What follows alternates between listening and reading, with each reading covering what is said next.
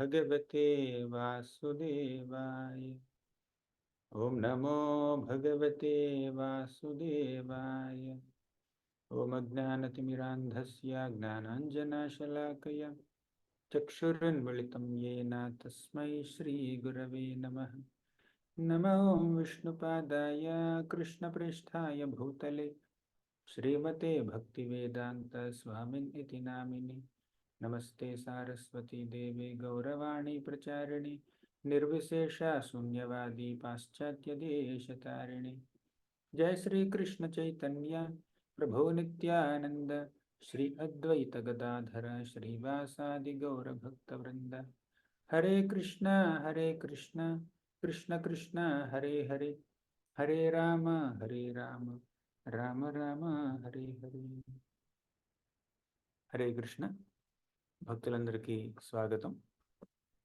నా మాట వినిపిస్తుందా మీకు? హరే కృష్ణ, వినిపిస్తుందా? ఈరోజు మనం భాగవతంలోని మొదటి స్కందంలో 10వ అధ్యాయం చర్చించుకుందాం.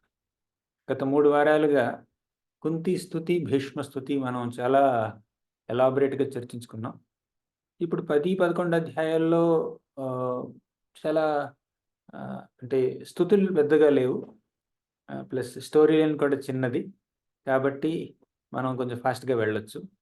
కాకపోతే ఈ 2 అధ్యాయాల్లో సూత గోస్వామి భగవంతుడి యొక్క మరియు భక్తుల యొక్క భావోద్వేగాల్ని చక్కగా వర్ణిస్తారన్నమాట. అది ఎంతో శ్రవణానందకరంగా ఉంటుంది మనకి. సూత గోస్వామి వారు చెప్పేటటువంటి కృష్ణుడు పాండవుల మధ్యలో ఉన్నటువంటి ఆ సంబంధం, ఆ ప్రేమ అనురాగాలు, ఆ తర్వాత కృష్ణుడు తర్వాత ద్వారకావాసుల మధ్యలో ఉన్నటువంటి ఆ సంబంధ బాంధవ్యాలు, వారి యొక్క అనురాగం, ఆప్యాయత, అవన్నీ చాలా హృదయానికి హత్తుకునే విధంగా ఉంటాయి. ఈరోజు మనం 10, 11 అధ్యాయాలు చెప్పడానికి ప్రయత్నిద్దాం. 10వ అధ్యాయం పూర్తి చేసుకుందాం. 11వ అధ్యాయం ఎంతైతే అంత. ఇప్పుడు 10వ అధ్యాయంలో మనం ఒక చక్కటి ఘట్టాన్ని చూడబోతున్నాం. ఇప్పటి వరకు ఏం చూసాం మనం? 8, 9 అధ్యాయాల్లో మనం చూసింది ఏమిటంటే, కుంతిమాత స్తుతించింది. అసలు శ్రీకృష్ణుడు ఈ అశ్వత్థామని విడిచిపెట్టిన తర్వాత ద్వారకా నగరానికి వెళ్ళడానికి ప్రయాణం అయ్యాడు. అలా వెళ్తుండగా వెంటనే ఉత్తర పరిగెత్తుకుంటూ వచ్చింది. కృష్ణ, ఎక్కడికి వెళ్ళిపోతున్నావు? ఏదో బ్రహ్మాస్త్రం వస్తుంది, నా బిడ్డని సంహరించడానికి వస్తుంది, కాబట్టి నువ్వు నన్ను రక్షించాలంది.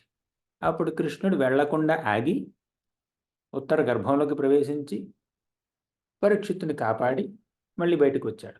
వచ్చి మళ్ళీ ప్రారంభమవుతున్నాడు, అంటే ప్రయాణానికి సన్నద్ధం అవుతున్నాడు. అప్పుడు కుంతిమాత వచ్చింది. ఎక్కడికి వెళ్తున్నావు? నువ్వు లేకపోతే నా బిడ్డలకు దిక్కెవరు? నువ్వు ఉండాల్సిందే అని చెప్పి ఎన్నో స్తుతులు చేసింది. ఒక చిన్న చిరుమందహాసం చేసి కృష్ణుడు మళ్ళీ బయలుదేరాడు. అప్పుడు యుధిష్ఠిర మహారాజు వచ్చాడు, బాధపడుతూ వచ్చాడు. ఏమిటా బాధ? నేను మహాపాపాత్ముణ్ణి, కేవలం నేను రాజుగా మారడం కోసం ఎంతోమంది, కొన్ని వేల కొలది సైనికులు ప్రాణాలు పణంగా పెట్టారు, చనిపోయారు, నేను పాపాత్ముణ్ణి అంటే. అప్పుడు కృష్ణుడు యుధిష్ఠిరుడిని ఓదార్చడం కోసం యుధిష్ఠిరుడిని మన భీష్ముడి దగ్గరికి తీసుకువెళ్ళి భీష్ముడికి దర్శనం ఇవ్వడం కోసం మళ్ళీ ఆగాడు. ఇలా ఇన్నిసార్లు కృష్ణుడి యొక్క ద్వారకా ప్రయాణం పోస్ట్పోన్ అవుతూ వచ్చిందనమాట, వాయిదాల పద్ధతిలో. కానీ చివరిగా కృష్ణుడు వెళ్ళడానికి ప్రయత్నిస్తున్నాడు. కొన్నాళ్ళు ఆగాడు. ఇంతకీ ఈ 10వ అధ్యాయంలో మనం ఏం చూస్తామంటే, కృష్ణుడు హస్తినాపురాన్ని విడిచిపెట్టి ద్వారకకి చేసే ప్రయాణం, ఆయన ప్రయాణం బయలుదేరుతున్న సమయంలో హస్తినాపుర వాసులందరూ ఆయనకి ఎలా వీడ్కోలు చెప్పారు అన్న ఘట్టాన్ని మనం ఈరోజు చర్చించుకుంటున్నాం. చాలా చక్కగా ఉంటుంది. ఇప్పుడు ఈ ఘట్టంలో, ఈ 2 అధ్యాయాల్లో మనం 2 భావాలని చూస్తుంటాం: విప్రలంభ, సంభోగ. విప్రలంభ అంటే ఏమిటో తెలుసా? విప్రలంభ అంటే మనం భగవంతుడిని నుండి దూరంగా ఉన్నప్పుడు మన మనసులో కలిగే విరహ భావమే విప్రలంబ భావం. సంభోగ అంటే ఆయన్ని కలుసుకున్నప్పుడు మన మనసులో కలిగే ఆనందమే సంభోగం. ఇదేమిటంటే పెయిన్ ఆఫ్ సపరేషన్, ఇది ప్లెజర్ ఆఫ్ యూనియన్. అంటే ఆయన కలుసుకున్నప్పుడు ఎంత సంతోషపడతామో, ఆయన దూరంగా ఉన్నప్పుడు అంత బాధపడతాం. 10వ అధ్యాయంలో హస్తినాపుర వాసులు అందరూ శ్రీకృష్ణుడికి దూరం అవుతున్నారు. అంటే కృష్ణుడు హస్తినాపురాన్ని విడిచిపెట్టి ద్వారకకు వెళ్తున్నాడు కాబట్టి హస్తినాపుర వాసులందరూ విప్రలంబ భావంలో ఉన్నారు, విరహ భావంలో ఉన్నారు. కృష్ణుడు ద్వారకకు ప్రవేశిస్తున్నప్పుడు అప్పటి వరకు విరహభావంలో ఉన్నటువంటి ఈ ద్వారకావాసులు కృష్ణుడిని చూసి ఆనందించారు. వారిది సంభోగ ఆనందం అనమాట. ఆయన కలిసినటువంటి ఆనందం. ఆ రెండు భావాలని మనం ఈ 2 అధ్యాయాల్లో చెప్పుకోబోతున్నాం. చాలా చక్కటి అందమైనటువంటి ఘట్టం శ్రీకృష్ణుని ద్వారక ఆగమనం. ఇప్పుడు మొదటి శ్లోకం నుంచి ప్రారంభిద్దాం. శౌనక మహర్షి ఇలా అంటున్నాడు అనమాట. ఏమంటున్నాడంటే, శౌనక మహర్షి ఎవరు? ఈ శౌనకాది ఋషులు వింటున్నారు కదా, నైమిషారణ్యంలో ఎంతోమంది ఋషులు వింటున్నారు కదా సూత గోస్వామి నుంచి భాగవతం. అలా వింటున్న వాళ్ళలో పెద్దవాడైనటువంటి శౌనక ఋషి సూత గోస్వామిని ఇలా ప్రశ్నించాడు. ఏమన్నాడంటే, సూత గోస్వామి, యుధిష్ఠిర మహారాజు తన యొక్క శత్రువుల్ని నిర్జించి భీష్ముడి ద్వారా కృష్ణుడి ద్వారా ఎన్నెన్నో ధర్మ సూక్ష్మాల్ని గ్రహించి గొప్పవాడిగా ఉండి తన యొక్క తమ్ముళ్ళ ద్వారా ఆయన సహకరింపబడి రాజ్యాన్ని పరిపాలిస్తున్నాడు. ఎలా పరిపాలించాడు రాజ్యాన్ని? ఖచ్చితంగా తను ఇంద్రియ భోగం ఆశిస్తూ తనకున్నటువంటి ఆ పెద్ద రాజ్యాన్ని కేవలం తన ఇంద్రియ తృప్తి కోసం, కామ భోగాల కోసం ఆయన వాడుకోవట్లేదు. అది మాకు అర్థమవుతుంది. కథం ప్రవృత్త కిమకార శీతత, అసలు తనని తాను ఎలా వినియోగించుకున్నాడు, తనకున్నటువంటి ఐశ్వర్యాన్ని, సంపదని, పదవిని, హక్కుని, హోదాని ఎలా వాడాడు. ఖచ్చితంగా ఆయన లోభి కాదు, పదవి మీద వ్యామోహం లేదు, ఈ భౌతిక సుఖాల పట్ల కూడా ఎటువంటి అనురాగం లేదు ఆయనకి. ఇంతకీ ఎలా పరిపాలించాడు? ఎంతో బాధ్యతగా పరిపాలించాడని మాకు అర్థమవుతుంది, కానీ ఎలా పరిపాలించాడు ఆ విషయాన్ని మేము తెలుసుకోవాలనుకుంటున్నాం అని అడిగారు అనమాట శౌనక మహర్షి అడిగాడు. అప్పుడు సూత గోస్వామి చెప్తున్నాడు అనమాట. ఏమంటున్నాడంటే, వంశం కురోర్వంశ దవాగ్ని నిర్హృతం సంరోహయిత్వా భావనో హరిః నివేశయిత్వా నిజరాజ్య ఈశ్వరో యుధిష్ఠిరం ప్రీతమనా బభూవః. వంశం కురోర్వంశం దవాగ్ని నిర్హృతం. ఈ కురువంశం అంతా నాశనమైంది. అంతా కాదు, చాలామంది కురువంశంలో ఉన్న వాళ్ళు నాశనం అయ్యారు. ఇప్పుడు ధృతరాష్ట్రుడి కొడుకులు, పాండవుడి కొడుకులు అందరూ కురువంశమే. కాకపోతే పాండవుల్ని సపరేట్ చేసేశారు. మేమే కౌరవులం, మేము 100 మందే కౌరవులం, మీరు పాండవులు, మీరు పాండు మహారాజు కొడుకులు. పాండు మహారాజు కొడుకుల్ని పాండవులు అంటే ధృతరాష్ట్రుడి కొడుకుల్ని ఏమనాలి? ధార్తరాష్ట్ర అని అనాలి, అవునా? కానీ ధార్తరాష్ట్రులు అనుకుంటే కౌరవులు అనుకుంటున్నారు వాళ్ళు. కౌరవులు అనాలి అంటే ఎవరు కౌరవులు? పాండవులు కూడా కౌరవులే, వాళ్ళు కూడా కురువంశానికి చెందిన వాళ్ళే. కానీ వారి యొక్క మనస్తత్వం అలా ఉందన్నమాట. మా వంశానికి నిజమైనటువంటి వారసులం మేమే, మీరు కాదు అని వారు పాండవుల్ని వేరు చేశారనమాట. దానికి ఇంకో కారణం కూడా ఉంది. కుంతీమాత దేవతలందరినీ ఆరాధించి పాండవుల్ని పొందింది. అందుకే వాళ్ళు వీళ్ళు మా వాళ్ళు కాదు అని అంటున్నారనమాట. ఈ విధంగా ఏదో ఒక లాజిక్ పట్టుకుని వాళ్ళు పాండవుల్ని వేరు చేయడానికి ప్రయత్నించారు. సరే, ఆ కురువంశంలో ఉన్నటువంటి చెడ్డవాళ్ళు అంటే ధృతరాష్ట్రుడి యొక్క పుత్రులు, వాళ్ళు ఎలా చనిపోయారంటే బాగా ఎండినటువంటి ఒక వెదురు కర్రకి ఎవరైనా నిప్పు పెడితే క్షణంలో భగ్గుమంటుంది. ఎంతో సమయం పట్టదు అది బూడిదవ్వడం కోసం. ఆ విధంగా ఈ కౌరవులు, చెడ్డ ప్రవృత్తి కలిగినటువంటి కౌరవులందరూ నాశనమయ్యారన్నమాట. కృష్ణుడు యుధిష్ఠిర మహారాజుని హస్తినాపుర సింహాసనం మీద అధిష్ఠించడానికి ఎంతో ఎంతో ఆనందించాడు. ఆహా, యుధిష్ఠిరం ప్రీతమనా బభూవః. నివేశయిత్వా నిజ రాజ్య ఈశ్వరు. నిజరాజ్య, తన రాజ్యానికి ఈశ్వరుడు అంటే రాజుని చేయడం కోసం కృష్ణుడు ఎంతో పాటుపడ్డాడు. యుధిష్ఠిరం ప్రీతమనా బభూవ. యుధిష్ఠిరుణ్ణి సింహాసనం మీద అధిష్ఠించిన తర్వాత కృష్ణుడికి ఎంతో ఆనందం కలిగింది. ఎందుకు ఆనందం? యుధిష్ఠిరుడు సింహాసనం మీద కూర్చుంటే కృష్ణుడికి ఎందుకు ఆనందం?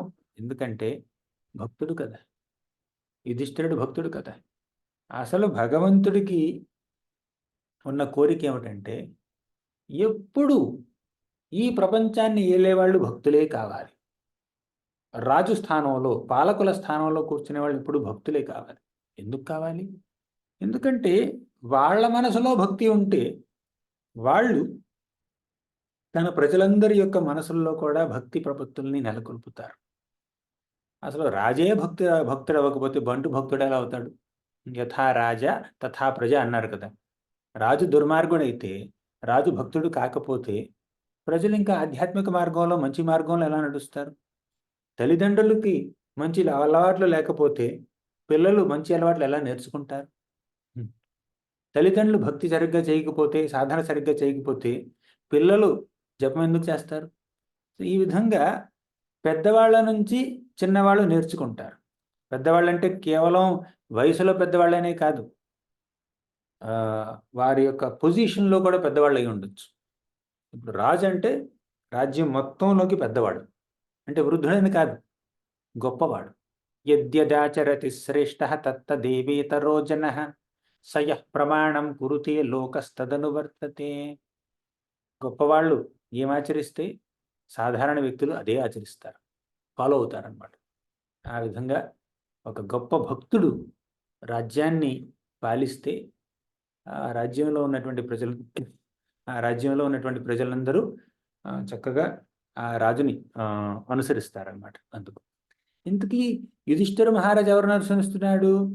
యుధిష్ఠిరుడు మన హస్తినాపురంలో ఉన్న వాళ్ళందరికీ రాజు, వారందరికీ ఆదర్శప్రాయుడు. ఇంతకీ ఆయనకు ఆదర్శం ఎవరు? ఇక్కడ చూడండి, 3వ శ్లోకం. నిశమ్య భీష్మోక్తమథాచ్యుతోక్తం ప్రవృత్త విజ్ఞాన విధూత విభ్రమ. ఋషివ ఉన్నారా మీరు? చదువుతారు శ్లోకం. నిశమ్య భీష్మోక్తమథాచ్యుతోక్తం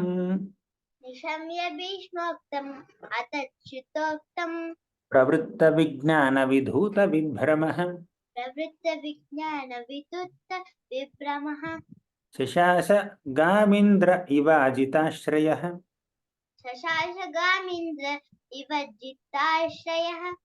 పరిధ్యపాంతామనుజానువర్తితః.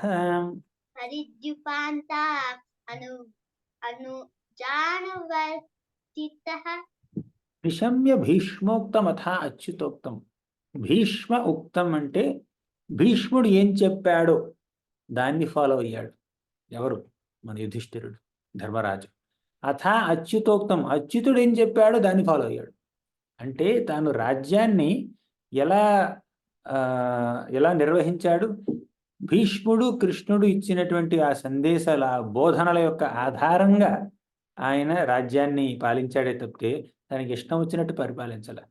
నాకు అనిపించిందే శాసనం, నేను చెప్పిందే మంత్రం అన్న మాట కాకుండా భగవంతుడు ఏం చెప్పాడు, భగవంతుడి భక్తుడైనటువంటి భీష్ముడు ఏం చెప్పాడు, దాని ప్రకారం ఆయన రాజ్యాన్ని పరిపాలించాడు. ప్రవృత్త విజ్ఞాన విధూత విభ్రమ. ఆయనకి ఎంతో విజ్ఞానం ఉంది. ఆయన సాధారణ మనిషి కాదు, సాధారణ మానవుడు కాదు.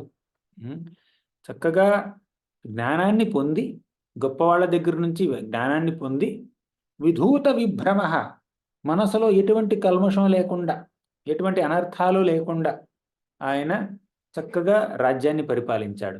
ఆయనకి మంచి తమ్ముళ్ళు ఉన్నారు. పరిద్యుపాంత అనుజానువర్తిన. అనువర్తిన, అనుజులు ఎవరు? భీమ, అర్జున, నకుల, సహదేవులు అనుజులు, తమ్ముళ్ళు. అనువర్తిన, వాళ్ళు చక్కగా ఆయన చెప్పిన మాటలు పాటిస్తున్నారు. ఇదనమాట. వాళ్ళు 5 రకాలైనా కూడా, భీముడు ఒక రకం, అర్జునుడు ఒక రకం, అలా వాళ్ళకు ఉన్నటువంటి టాలెంట్స్, స్కిల్స్ వాళ్ళకు ఉన్నాయి.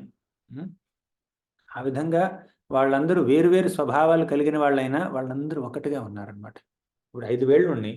5 వేళ్ళు ఒకే థిక్నెస్తో లేవు, ఒకే లెంగ్త్లో లేవు.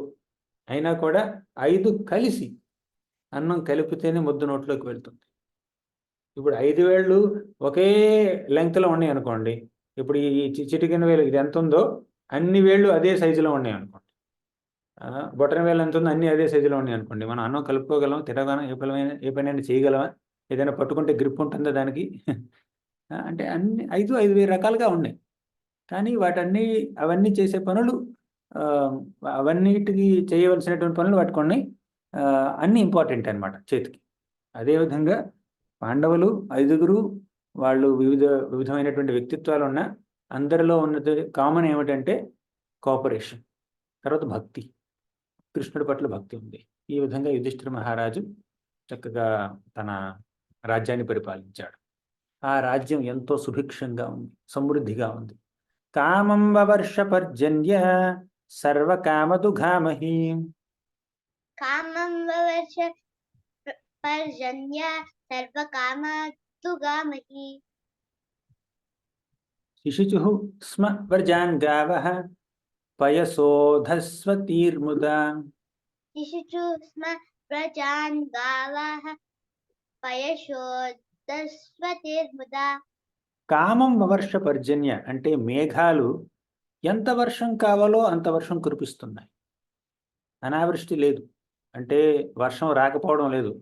చాలా చోట్ల వర్షం సరిగ్గా పడక పంటలు బాగా పండవు, జనాలకి ధాన్యం ఉండదు తినడానికి. కానీ ఇక్కడ మాత్రం పంట బాగా పండింది. కామం వవర్ష పర్జన్య సర్వకామదుహామహి.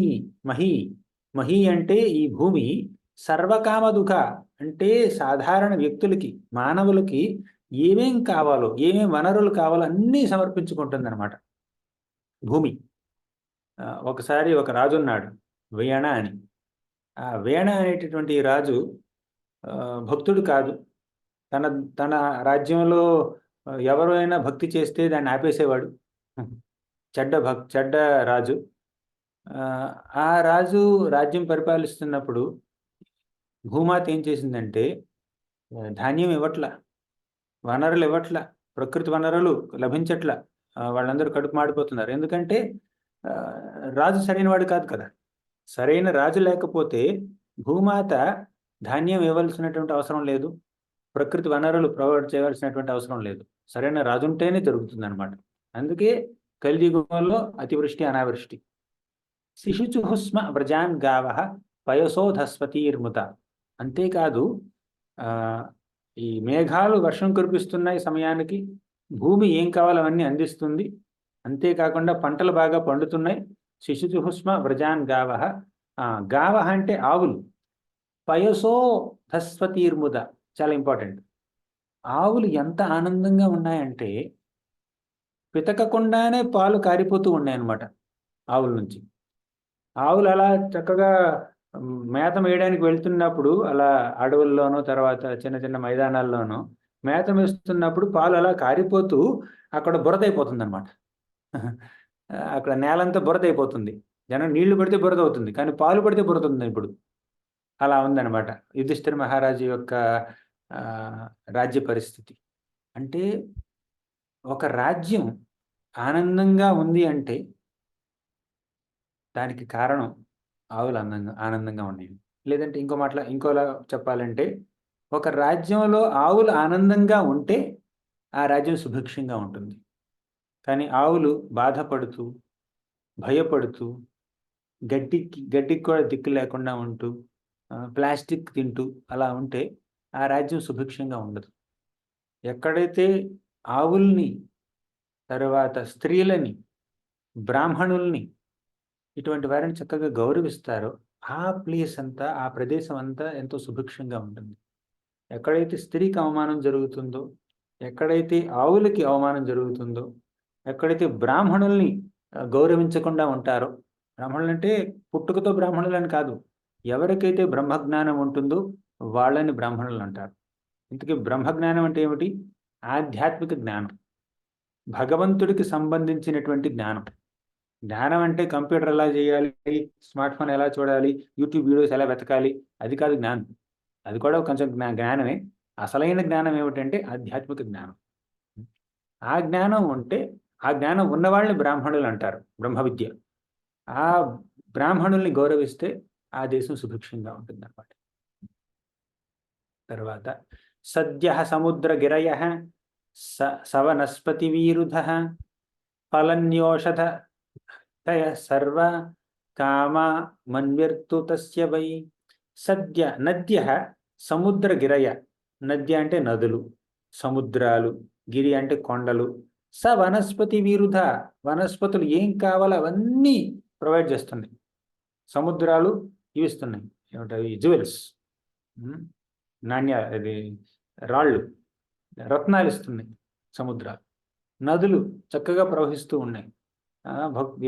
జనులకి ఏమేం కావాలో అవన్నీ సమకూరుస్తున్నాయి అన్నమాట.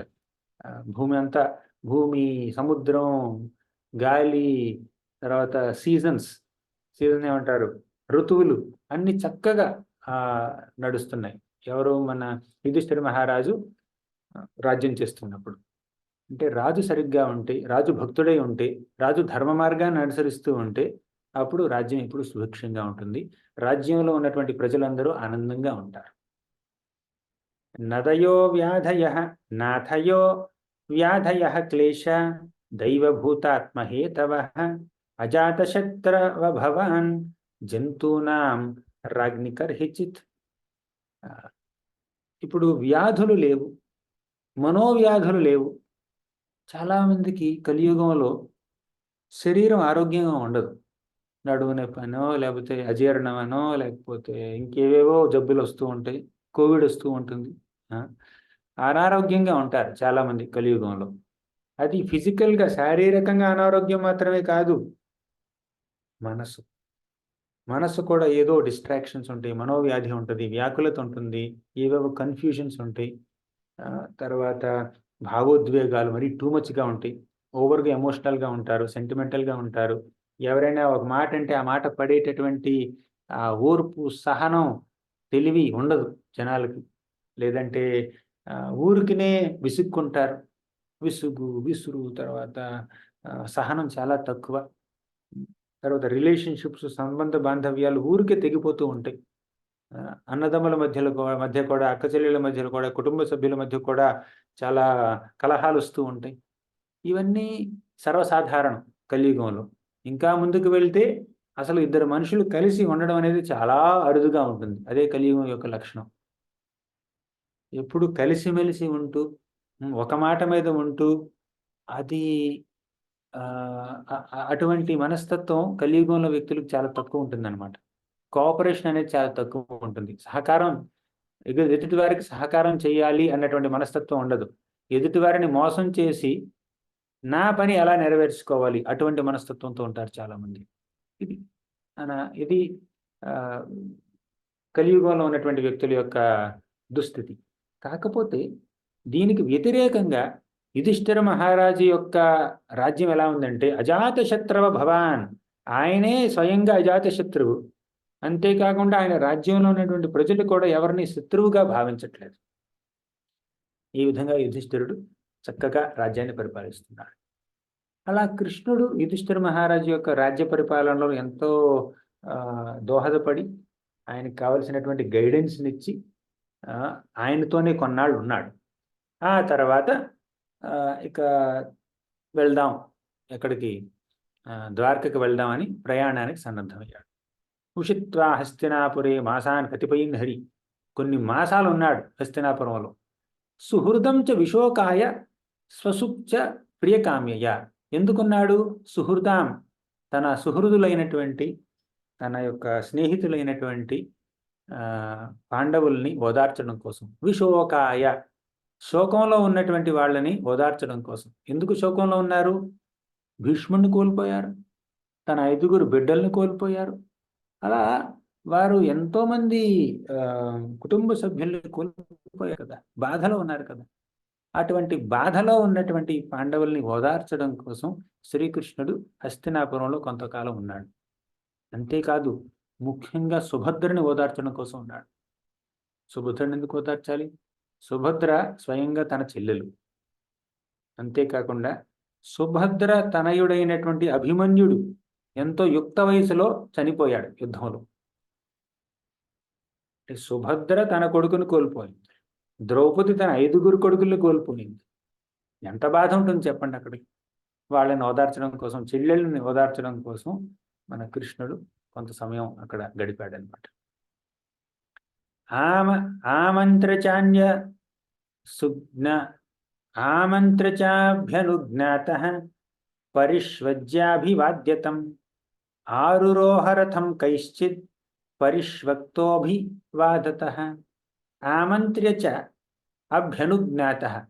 తర్వాత ఆయన రాజైనటువంటి యుధిష్ఠిర మహారాజు యొక్క అనుమతి తీసుకున్నాడు. యుధిష్ఠిర, నేను వెళ్ళాలి. మహారాజా యుధిష్ఠిర, ధర్మరాజు, నాకు కాస్త పర్మిషన్ ఇస్తే, అనుమతిస్తే నేను ద్వారకకు వెళ్తాను. అక్కడ నా కుటుంబ సభ్యులు కూడా ఉన్నారు, వాళ్ళు కూడా నా కోసం ఎదురు చూస్తున్నారని. అప్పుడు యుధిష్ఠిర మహారాజు, సరే కృష్ణ వెళ్ళు, నువ్వు తప్పదు, వెళ్ళాలి. ద్వారక కదా నీ నగరం, ఇన్నాళ్ళు మాతో ఉన్నందుకు, మాకు ఆనందాన్ని ఇచ్చినందుకు మేమెంతో ఆనందిస్తున్నాం, సరే నువ్వు ఇంకా వెళ్ళవచ్చు అని అనుమతిచ్చాడనమాట. అప్పుడు కృష్ణుడు కాస్త రథం అధిరోహించాడు. ఆరురోహ రథం కైశ్చిత్, రథాన్ని అధిరోహించాడు ద్వారకకు వెళ్ళడం కోసం. అప్పుడు ఏం జరిగిందంటే, సుభద్రా ద్రౌపదీ కుంతి విరాట తనయా తథా గాంధారీ ధృతరాష్ట్రశ్చ యూత్సుర్ గౌతమో యమౌ. వీళ్ళందరూ బాధపడుతున్నారు.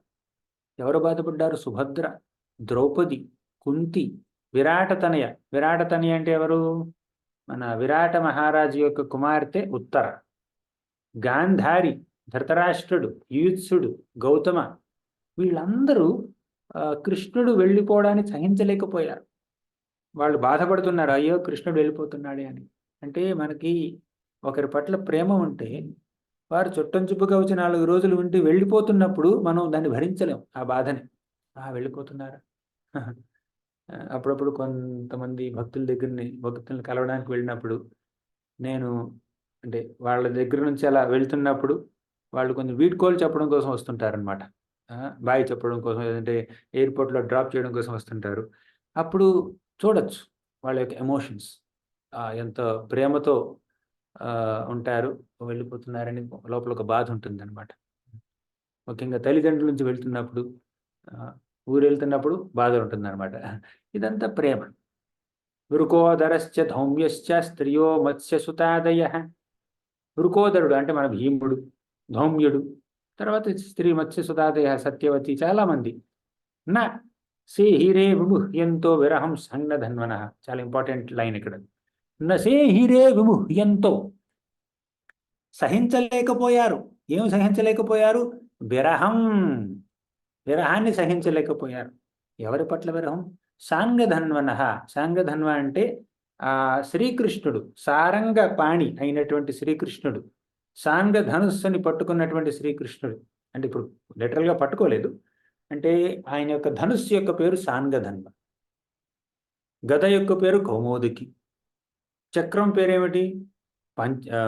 సుదర్శన చక్రం. అలా ఆయన పట్టుకున్నటువంటి వెపన్స్ కూడా, ఆయుధాలకు కూడా పేర్లు ఉన్నాయి.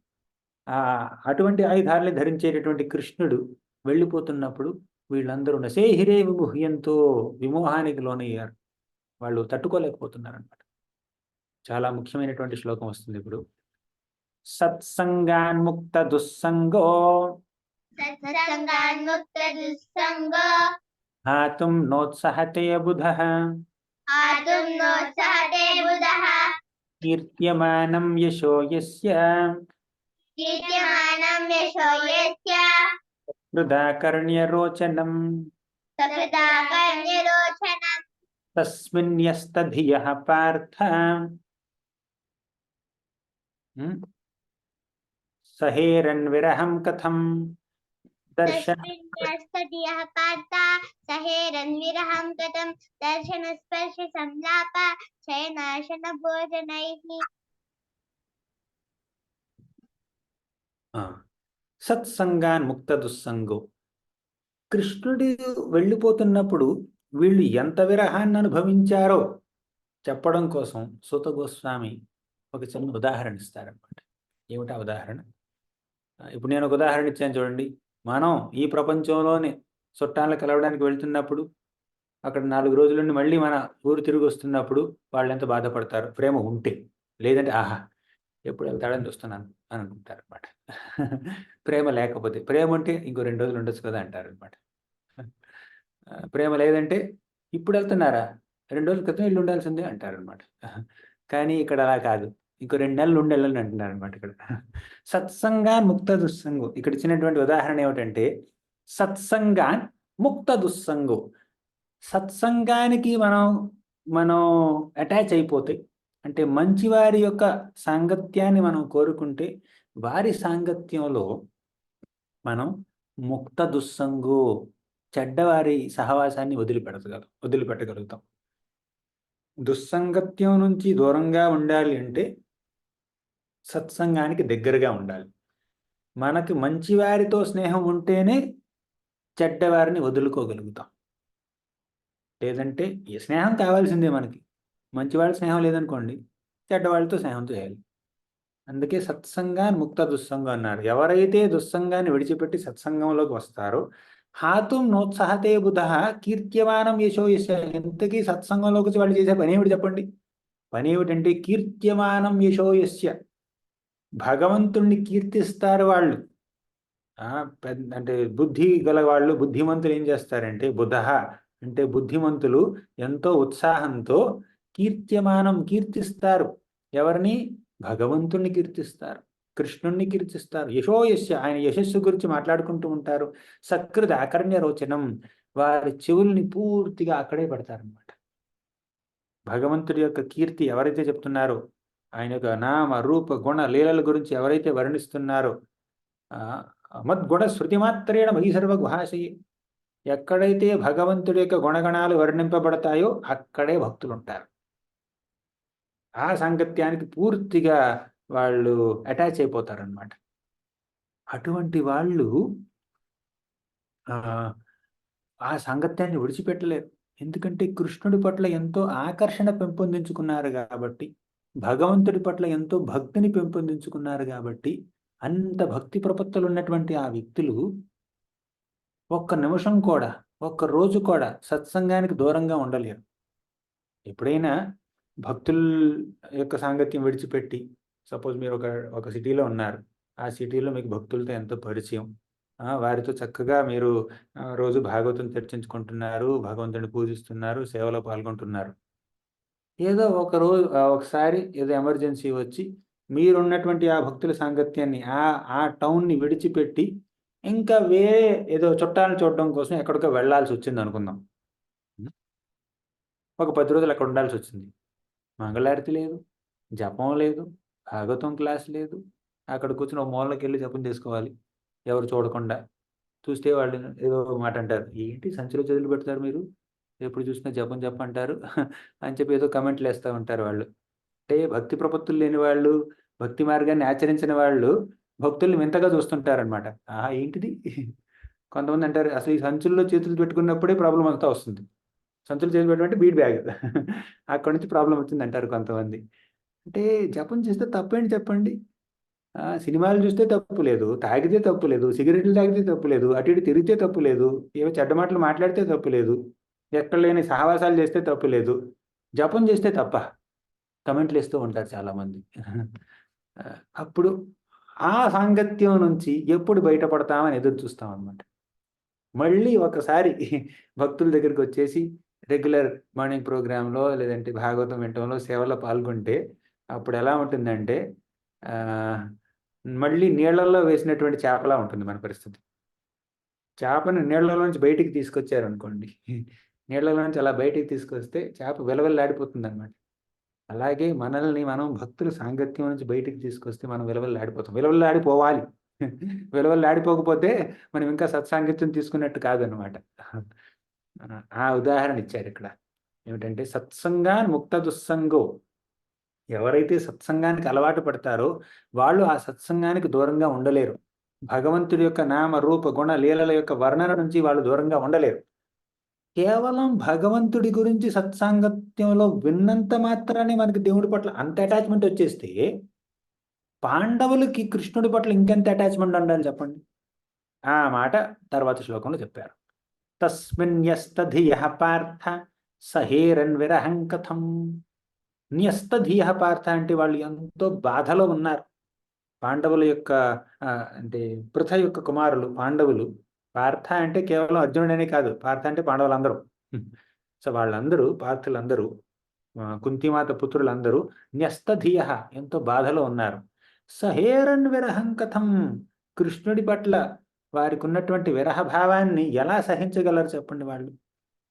మనం భక్తులతో పాటు మనకి 6 రకాల ప్రీతి లక్షణాలు ఉన్నాయి కదా, తెలుసా మీకు?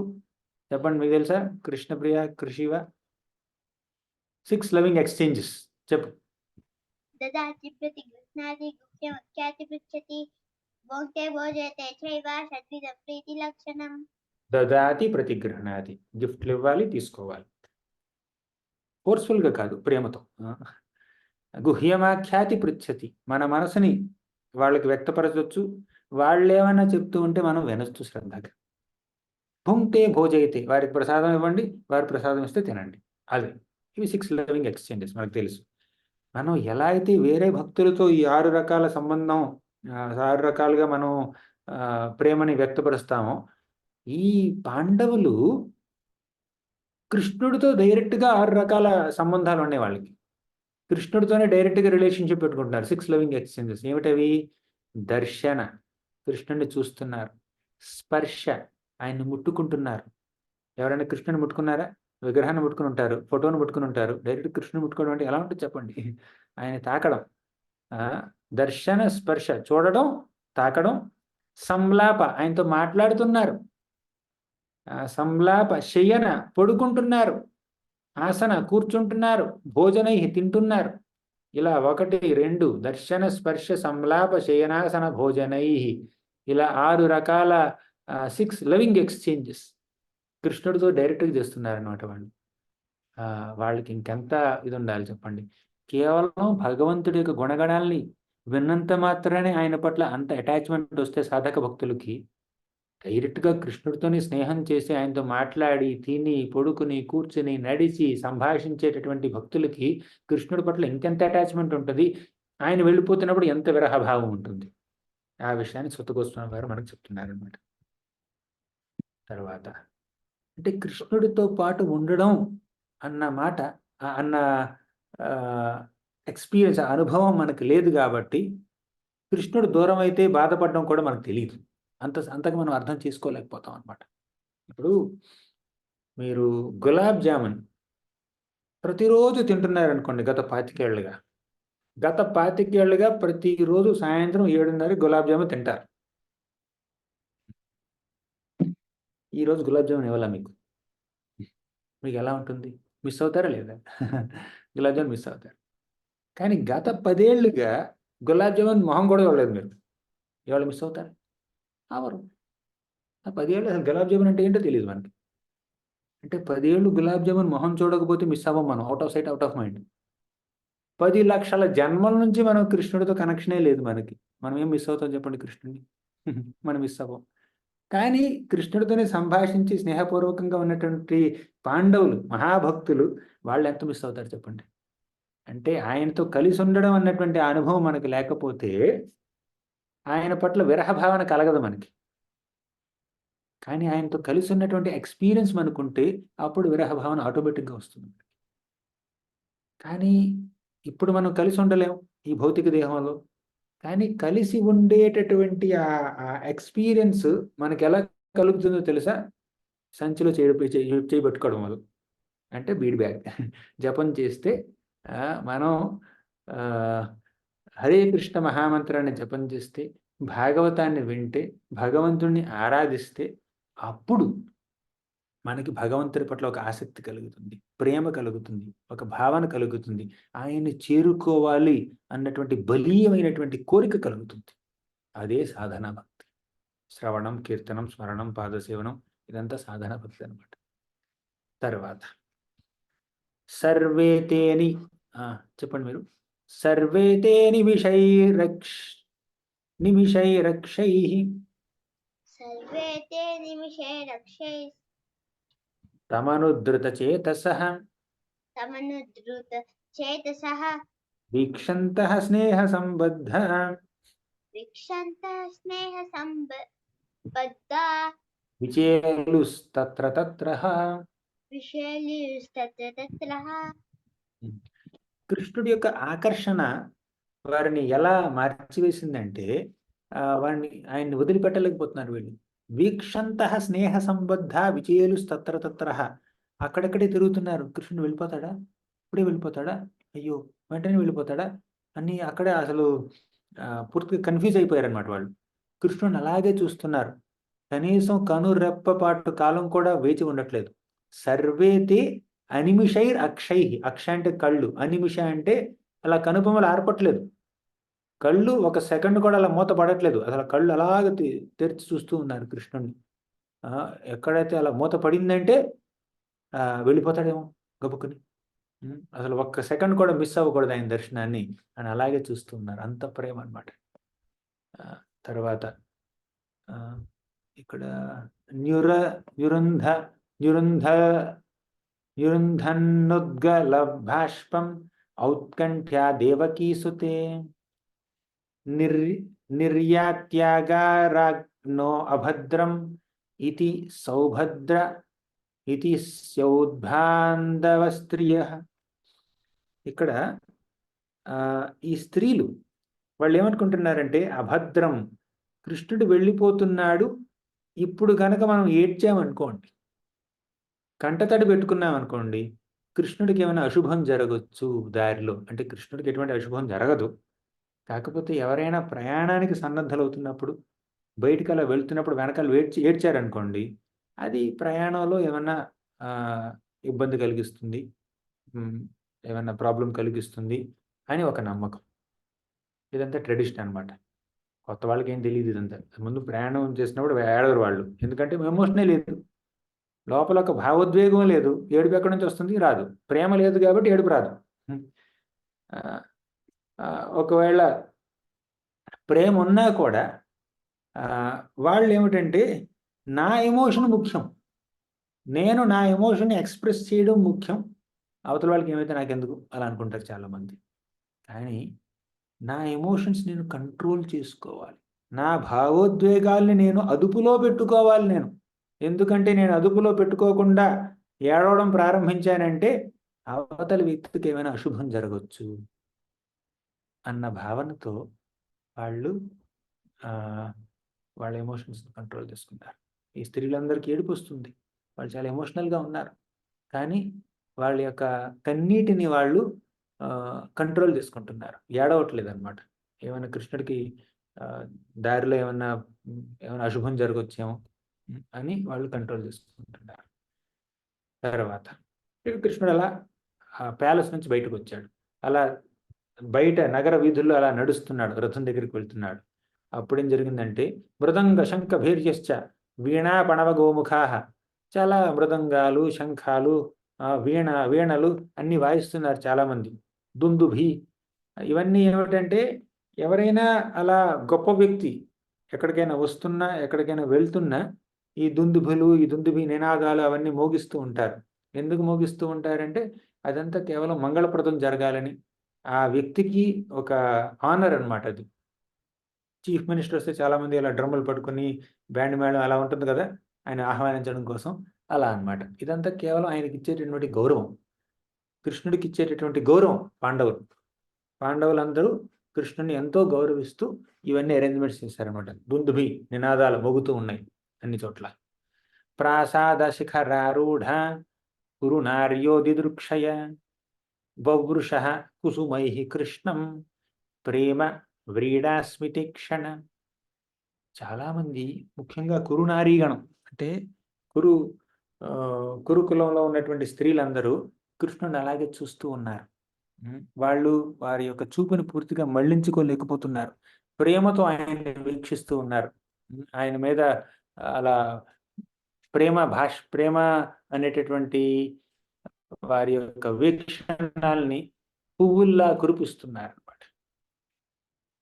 అప్పుడు ఒక వింత జరిగింది. ఏమిటంటే సీతాతపత్రం జగృహ ముక్తాదామ విభూషితం రత్నదండం గుడాకేశః ప్రియః ప్రియతమస్యః ఉద్ధవః సాత్యకిశ్చైవ యజనే పరమాద్భుతే వికీర్యమాణః కుసుమై రాజే మధుపతిః పథి అశ్రూయంతాశిష సత్యాస్తత్ర తత్ర ద్విజేతిరితాః నానురూపానురూపశ్చ నిర్గుణస్య గుణాత్మనః. ఇక్కడ సుత గోస్వామి ఎంతో చక్కగా వర్ణిస్తున్నారు. సితాతపత్రం జగ్రహ అంటే ఒక చక్కటి అంబ్రెల్లా. ఆతపత్రం అంటే ఒక గొడుగుని తీసుకున్నారు కొంతమంది భక్తులు.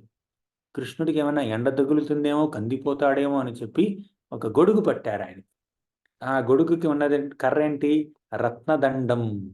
ఇప్పుడు ఇది ఉంది కదా, ఆ గొడుగు కర్ర ఉంటుంది కదా, ఇలా ఇలా ఉంటుంది కదా గొడుగు కర్ర. ఇదంతా రత్నాలతో చేసినటువంటి దండం అనమాట. అది హ్యాండిల్. ముక్తా దామ విభూషితం గుడాకేశ ప్రియతమస్య. గుడాకేశ అంటే మన అర్జునుడు. అర్జునుడిని గుడాకేశ అని ఎందుకన్నారు? ఎందుకంటే ఆయన నిద్రపోడు. నిద్రపోకపోయినా కూడా ఆయనకి ఏం కాదు. అర్జునుడు ప్రేమతో రత్నదండం ఉన్నటువంటి ఒక గొడుగుని తన స్నేహితుడైనటువంటి కృష్ణుడికి అలా పట్టుకున్నాడు అనమాట. ఎండ తగలకుండా పట్టుకున్నాడు. అంటే ఇంతకుముందు కృష్ణుడు అర్జునుడికి రథసారథ్యం వహించాడు. దానివల్ల అర్జునుడికి ఏమి గర్వం రాలా. నువ్వు నా డ్రైవర్వి, నేను గొడుగు పట్టేది ఏంటి అని అనలేదు. నువ్వు నా స్నేహితుడివి, నేను నీ భక్తుడిని, నువ్వు భగవంతుడు, నీకు గొడుగు పట్టడం నాకు ఆనందం. అంటే నేను గొప్ప అనుకోరు స్నేహితులు. నేను నీకు సేవ చేస్తాను, నేను నీకు సేవ చేస్తాను అంటారు అన్నమాట. నేను చేస్తాను, ఈ పని నేను చేస్తాను అలా అంటారు. ప్రేమ ఉంటే వారి యొక్క తారతమ్యాలు గుర్తురావు. నేను గొప్ప, నువ్వు నాకన్నా తక్కువ, ఇందులో తక్కువ, నువ్వు నాకన్నా అందులో తక్కువ అలా అనుకోరనమాట. వారికి సాయనైనంత చేతనైనంత శక్తి, చేతనైనంత సేవ వాళ్ళు చేస్తూనే ఉంటారనమాట తమ స్నేహితులకి. ఎందుకంటే ప్రేమ ఉంది కాబట్టి. అది అర్జునుడు చేసినటువంటి పని. అర్జునుడు గొడుగు పట్టాడు. తర్వాత ఉద్ధవ సాత్యకిశ్చైవ వ్యజనే పరమాద్భుతే. ఉద్ధవుడు సాత్యకి ఏం చేశారు? వ్యజనం అంటే వ్యసనకర్ర అలా పట్టుకున్నారనమాట. వ్యజనం అంటే ఇంకా చెప్పాలంటే వాటిని నెమలి పింఛాలతో చేసినటువంటి వ్యసనకర్ర, దాన్ని అలా వీస్తున్నారనమాట కృష్ణుడికి. వికీర్యమాణ కుసుమై రాజే మధుపతి పథి. కుసుమ అంటే ఈ పువ్వులు వర్షం కురుస్తూనే ఉంది. ఆయన నడుస్తున్నంతసేపు పైనుంచి పువ్వుల వర్షం కురుస్తూనే ఉందన్నమాట పథిహి, దారిలో. తర్వాత అశ్రూయాంత శిష సత్యస్తత్ర తత్ర ద్విజేతరాహ. చాలామంది బ్రాహ్మణులు అక్కడికి వచ్చి ఏం చేస్తున్నారంటే ఆశీస్సులు అందిస్తున్నారు కృష్ణుడికి. కృష్ణుడిని ఆశీర్వదిస్తున్నారు. కృష్ణుడిని ఆశీర్వదించడం ఏమిటి? బ్రాహ్మణులు ఈ ఆశీర్వాదం కరెక్టా తప్ప? నానురూపానురూపశ్చ. నా అనురూప అంటే అది తప్పు, అనురూప అంటే అది కరెక్ట్. అంటే బ్రాహ్మణులు కృష్ణుడిని ఆశీర్వదించడం తప్పు, కరెక్ట్, రెండు అనమాట. ఏ విధంగా తప్పు? వాళ్ళు మానవులు, ఆయన దేవుడు. మానవులు దేవుణ్ణి ఆశీర్వదిస్తారా? ఆ రకంగా చూస్తే తప్పు. కానీ ఇంకో రకంగా చూద్దాం. ఆయన క్షత్రియుడు, వీళ్ళు బ్రాహ్మణులు. భగవంతుడైనా కూడా మానవ రూపం దాల్చి ఈ మనుష్యలోకంలో ఒక క్షత్రియుడిగా వ్యవహరిస్తున్నాడు కాబట్టి బ్రాహ్మణులు ఆయన్ని ఆశీర్వదించడం తప్పు లేదు. అదనమాట నానురూప అనురూపాభ్యం. కానీ తప్పు ఏ రకంగా? తప్పని కాదు, దాన్ని తప్పు అనలేం. ఏమనాలంటే అవసరం లేదనమాట. ఆయనకి ఆశీర్వాదంతో అవసరం లేదు, అయినా కూడా వీళ్ళు ఆశీర్వదించారు. ఎందుకంటే ఆయన అలా మానవ రూపం దాల్చాడు కాబట్టి. నిర్గుణస్య గుణాత్మన. నిర్గుణుడు భగవంతుడు. నిర్గుణుడు అంటే ఆయనకి ఎటువంటి గుణాలు లేవని కాదు దాని అర్థం. నిర్గుణ అంటే సత్వరజస్తమో గుణాల చేత ప్రభావితుడు కాడు అని అర్థం. ఎప్పుడైతే మీరు భగవంతుణ్ణి నిర్గుణ అని వర్ణించడం చూస్తారో మీరు అర్థం చేసుకోవాల్సింది ఏమిటంటే ఆయనకి గుణాలు లేవని కాదు, ఆయన సత్వరజస్తమో గుణాల చేత ప్రభావితుడు కాడు అని దాని అర్థం. గుణాత్మన ఆయన ఎన్నెన్నో గుణాలు ఉన్నాయి ఆయనలో. తరువాత ఇక ఈ లేడీస్ ఉన్నారు చూడండి, హస్తినాపురంలో ఉన్నటువంటి ఈ ఆడవాళ్ళు, వాళ్ళు బయటికి రారనమాట. కొంతమంది బయటకు వస్తుంటారు, కానీ చాలామంది ముఖ్యంగా అంతఃపురంలో ఉన్నటువంటి స్త్రీలు వాళ్ళు అలా రోడ్డు మీదకి వచ్చి భగవంతుడిని దర్శించరు. వాళ్ళు అక్కడ బాల్కనీలో ఉండి పైన మేడ మీద నుంచి చూస్తారనమాట వాళ్ళు. ఎందుకంటే అది వాళ్ళు రాయల్ లేడీస్ కాబట్టి స్త్రీలు, రా రాణులు యువరాణులు కాబట్టి వాళ్ళు పైన చూస్తారు. పైన చూస్తూ భగవంతుడి గురించి సంభాషించుకుంటూ ఉన్నారు వాళ్ళు. ఏం సంభాషణ చేస్తున్నారంటే అన్యోన్యమాసీత్ సంజల్ప అన్యోన్యం ఆశిత్ సంజల్ప ఉత్తమ శ్లోక చేతసాం ఉత్తమ శ్లోక చేతసాం కౌరవేంద్ర పురస్త్రీణాం కౌరవేంద్ర పురస్త్రీణాం సర్వశ్రుతి మనోహరః సర్వశ్రుతి మనోహరః అన్యోన్యమాసీత్ సంజల్ప. వాళ్ళల్లో వాళ్ళే చక్కగా స్నేహంతో మాట్లాడుకుంటూ ఉన్నారు. వాళ్ళ మనసులో భావన ఏమిటో తెలుసా? ఉత్తమ శ్లోక చేతసాం. చేతసాం అంటే వారి మనసంతా ఉత్తమ శ్లోకుడైనటువంటి కృష్ణుడి గురించే ఆలోచిస్తుంది. అంటే భగవంతుడి గురించి చర్చించుకుంటున్నారు వాళ్ళు. కౌరవేంద్ర పురస్త్రీణాం. ఎవరు వారింతకి? కౌరవేంద్ర పురస్త్రీణాం, హస్తినాపురంలో ఉన్నటువంటి స్త్రీలు. సర్వశ్రుతి మనోహర. వాళ్ళు మాట్లాడుకునే మాటలన్నీ సర్వశ్రుతి మనోహర అంటే అందరి చెవులకి ఆనందం కలిగించే విధంగా ఉన్నాయి. శృతి అంటే చెవులు, సర్వశ్రుతి అంటే అందరి చెవులకి ఆనందాన్ని కలిగించాయి వారు మాట్లాడుకునే మాటలు. అంతేకాదండి, సర్వశ్రుతి మనోహర అంటే అందరి చెవుల్ని మనస్సుల్ని హరించే విధంగా ఉన్నాయి వారి యొక్క మాటలు. ఇంకొక మీనింగ్ ఏమిటంటే, శృతి అంటే శృతి శాస్త్రాలు. శాస్త్రాలు అంటే స్క్రిప్చర్స్ అవి అన్నమాట. అంటే శాస్త్రాలు చెప్పే మాటల కన్నా వీరు మాట్లాడుకునే మాటలు ఇంకా ఆనందంగా ఉన్నాయి, ఇంకా గొప్పగా ఉన్నాయి. శాస్త్రాల కన్నా మాటలు గొప్పగా ఎలా ఉంటాయి చెప్పండి? ఎలా ఉంటాయంటే, కొంతమంది అంటే కొన్ని శాస్త్రాల్లో కేవలం భగవంతుడి యొక్క గొప్పతనాన్ని వర్ణించారు.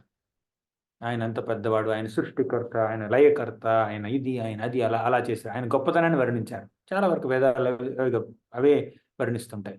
కాకపోతే భక్తులు భగవంతుడి మీద ప్రేమతో ఆయన గొప్పతనాన్ని వర్ణించకుండా ఆయన యొక్క గుణగణాలని, ఆయన యొక్క హృదయాన్ని, ఆయన యొక్క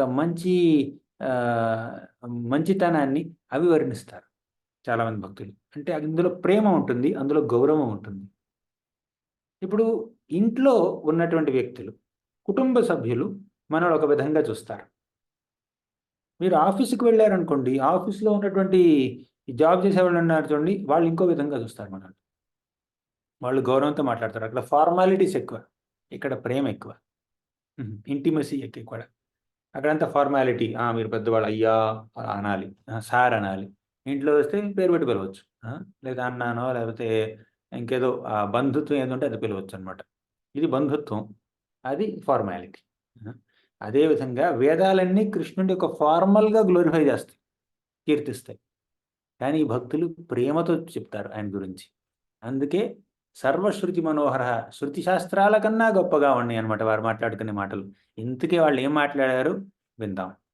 సవైకిలాయాం పురుష పురాతనో అవైకిలాయం పురుష పురాతనో స ఏక ఆసీద విశేష ఆత్మని ఏకాసీద్ అవిశేష ఆత్మని అగ్రే గుణేభ్యో జగదాత్మనీశ్వరే అగ్రే గుణేభ్యో జగదాత్మనీశ్వరే నిమీళితాత్మన్ నిశి సుప్త శక్తిషు నిమీలతాత్మన్ నిశిషుప్త శక్తిషు. సవైకిలాయాం పురుష పురాతనో. ఈ పురుషుడు, ఇక్కడ ఉన్నటువంటి శ్రీకృష్ణుడు అలా రథం ఎక్కుతున్నాడు. హస్తినాపురం నుంచి ద్వారకకి బయలుదేరుతున్నటువంటి ఈ కృష్ణుడు పురుష పురాతనో, పురాతన పురుషుడు. అంటే అంటే ముసలివాడని కాదు దాని అర్థం, అందరికన్నా గొప్పవాడు, అందరికీ ఆది అని దాని అర్థం. స ఏక ఆసీద్ అవిశేష ఆత్మని. స ఏక ఆసీద్ అంటే ఎవ్వరూ లేని సమయంలో ఆయన ఒక్కడే ఉన్నాడు. ఈ ప్రపంచంలో ఎవ్వరూ లేనటువంటి సమయం అంటే అసలు ప్రపంచమే లేనటువంటి సమయం అంటే సృష్టి కన్నా ముందు ఉన్నటువంటి వ్యక్తి ఎవరు? ఆయనే. దాని అర్థం ఏమిటి? ఆయన సృష్టికర్త. సృష్టికర్త ఆయనే. సృష్టి ప్రారంభం కాకముందు ఆయన ఉన్నాడు. ఆయన ఆయన శ్వేతరంధ్రాల నుంచి ఈ సృష్టి అంతా బయటకు వచ్చింది అని ఆయన కీర్తిస్తున్నారనమాట. స ఏక ఆసీద్ విశేష ఆత్మని అగ్రే గుణేభ్యో జగదాత్మనీశ్వరి. అగ్రే అంటే మొదట్లో ఆయన ఉన్నాడు, ఫస్ట్ ఉన్నాడు. కొంతమంది అంటుంటారు అసలు ఇక్కడ ఏమీ లేదు, అడవిలా ఉంది, ఫస్ట్ నేను ఇక్కడికి వచ్చాను, ముందు ఒక చిన్న కుటీరం కట్టాను, ఆ తర్వాత మెల్లిగా ఒక చిన్న పెంకుటిల్లు వేసాను, తర్వాత రేకులు వేసాను, ఆ తర్వాత ఈ బంగ్లా కట్టాను, డాబా వేసాను నేను, తర్వాత ఇప్పుడు 10 అంతస్తులు మేడ అయింది, అది చుట్టుపక్కల ఇంత రోడ్డు వచ్చేసింది. అలా చాలామంది అంటుంటారు కదా, ఇక్కడ ఏమీ లేనప్పుడు నేను వచ్చానని. ఒక 10 ఏళ్ల క్రితం, 20 ఏళ్ల క్రితం, 50 ఏళ్ల క్రితం అలా అనమాట. అసలు ఏమీ లేనప్పుడు అసలు ప్రపంచమే లేని సమయంలో ఆయన ఉన్నాడనమాట కృష్ణుడు. ఆయన పురాతన పురుషుడు. నిమిలితాత్మన్ నిషిప్త శక్తిషు. అప్పుడు మహావిష్ణు రూపంలో ఆ ఆది పురుషుడు కళ్ళు మూసుకుని యోగ నిద్రలో ఉన్నాడు. అప్పుడు ఆయన యొక్క శరీరంలో నుంచి ఈ పూర్తి విశ్వం అంతా ఉద్భవించింది. తర్వాత శ్లోకం.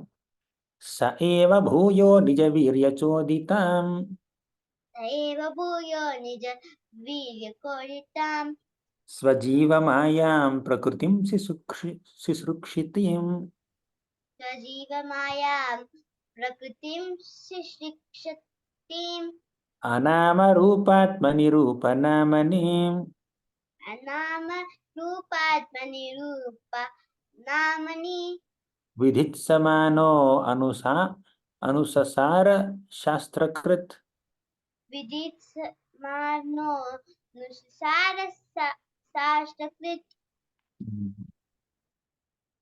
ఆ భగవంతుడు స ఏవ భూయో నిజ వీర్యచోదితం, తన యొక్క నిజమైనటువంటి వీర్యంతో, ఆయన యొక్క నిజమైనటువంటి శక్తితో, అంటే ఎవరి మీద ఆధారపడకుండా స్వజీవ మాయాం ప్రకృతిం సృష్టితాం, మాయని ప్రకృతిని అన్నిటినీ సృష్టించాడు. ఈ ప్రపంచం మొత్తాన్ని సృష్టించింది ఆయనే.